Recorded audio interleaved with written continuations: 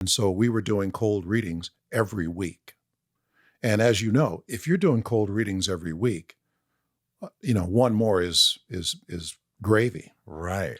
And so I knew the show very well because I grew up on it and I loved it and knew all the characters.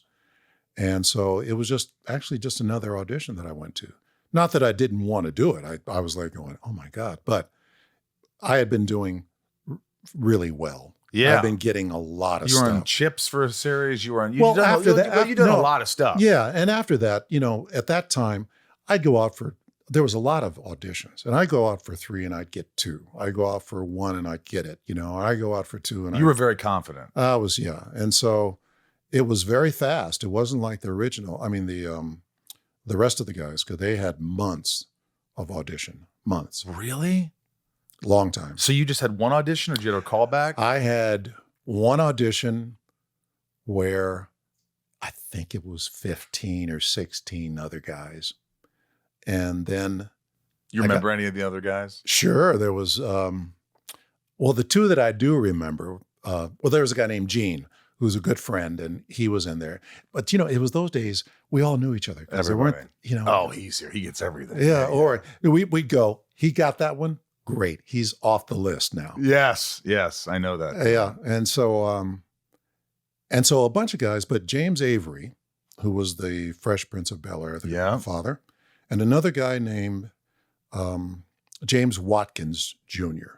or James Watkins Jr. And so I saw those guys, and then I get a call back, and it's just 3 of us. And it's James Avery, me, and James Watkins. And they have us go in twice and come out.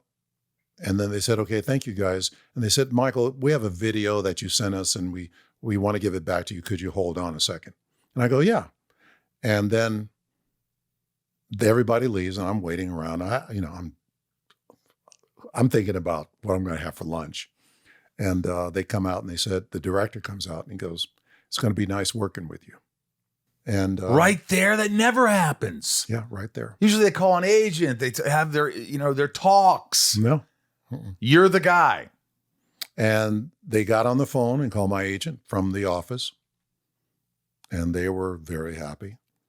And that day, I think the reason they had to do it is that they had to get me in makeup that day. They had to start doing the test. And you had no idea what this was going to entail. I knew the makeup.